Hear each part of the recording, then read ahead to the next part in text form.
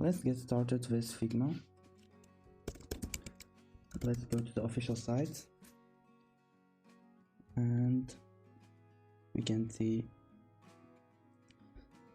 there the presentation, and if you want you can see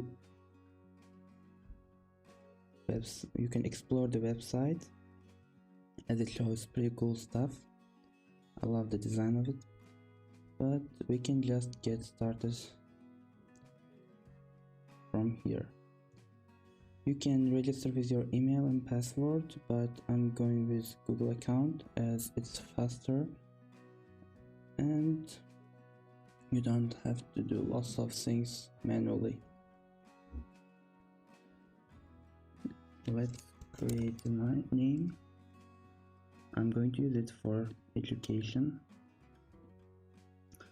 I don't recommend not joining to their mail list, but if you want you can, but I don't like filling up my email with unnecessary mails from lots of companies, and I'm not going to use the stuff they sent me via email anyway.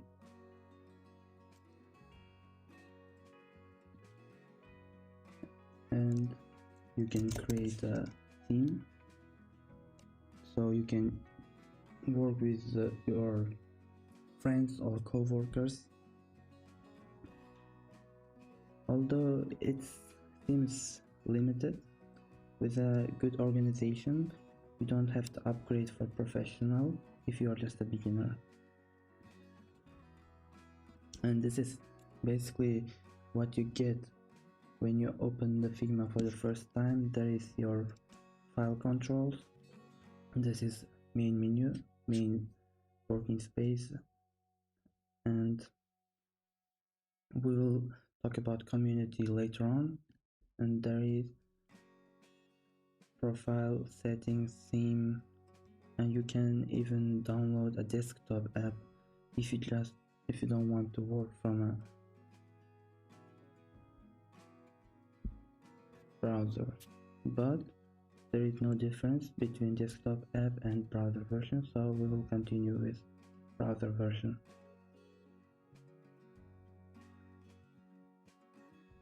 Now let's start with a design file.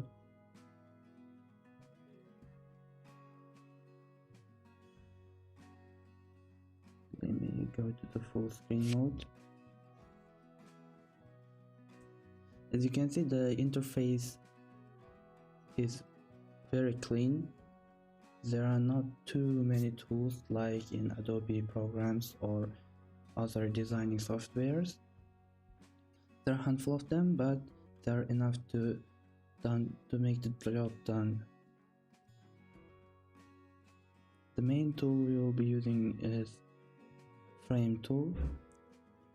You can use other tools to create wireframes, but Frame is very great tool to use. For example, it has features like auto layout, and it's scalable. You'll see what I mean later on.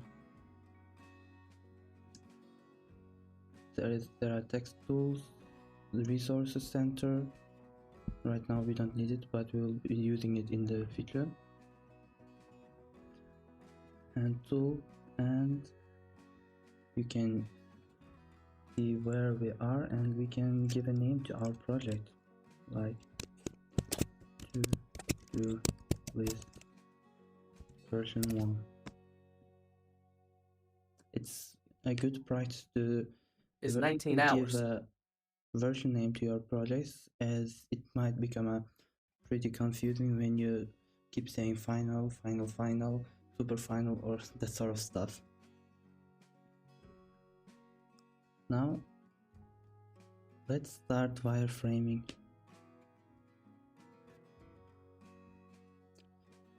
When you choose a frame, there are lots of options for screen sizes.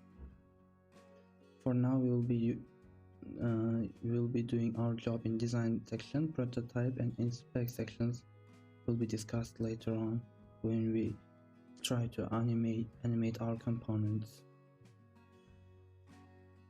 There you can see most of the popular device tab screen sizes, which is very convenient when you just want to get started. Let's start with iPhone 14, as it's a pretty popular device right now.